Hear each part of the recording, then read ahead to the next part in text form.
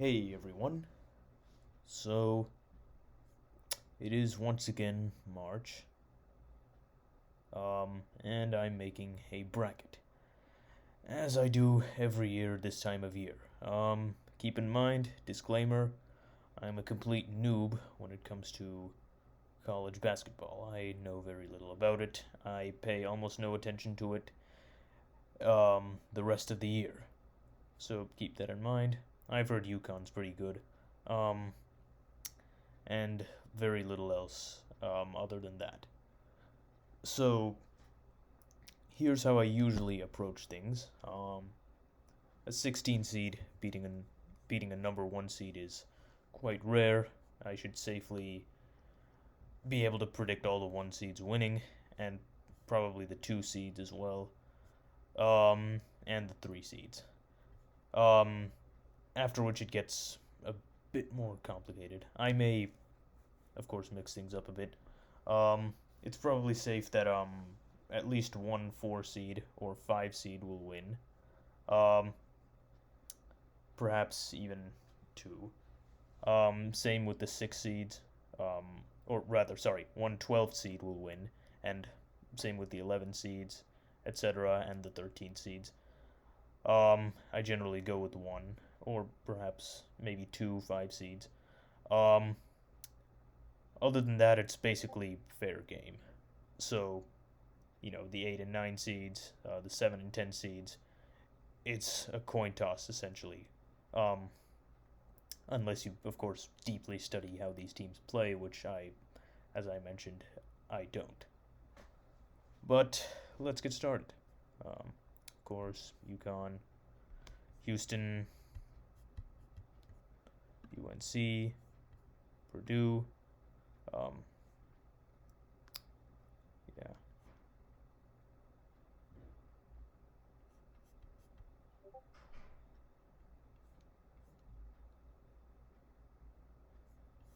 of course, their opponents for these games have yet to be decided. I forget which school that's an abbreviation for. I think this may be Montana State, but it matters very little anyway. Um, all right then.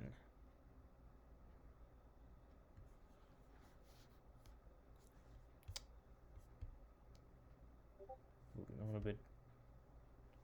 Uh, Marquette, Iowa State, Arizona, and Tennessee, all perennial contenders. Now things get a little more interesting, I guess. Illinois, Kentucky, Baylor, Creighton. Now on to the fourth. I think Auburn, and of course Duke, another perennial contender. Kansas, Alabama. Um, I mean, generally I'd pick one fourth seed to lose, but in this case, I don't really see it happening given the contenders. Fifth seed, Gonzaga. Um, this one's interesting. I might pick Grand Canyon for an upset here. And of course, San Diego State, Wisconsin. Six seeds, BYU. I think NC State could upset here, and possibly Oregon as well. And then, of course, Clemson's going to win versus New Mexico. On to the seven seeds. This one is interesting. I'm not too familiar with Dayton or Nevada, but I'll pick Nevada. And then Texas will likely win against Virginia or Colorado State, whoever they end up playing here.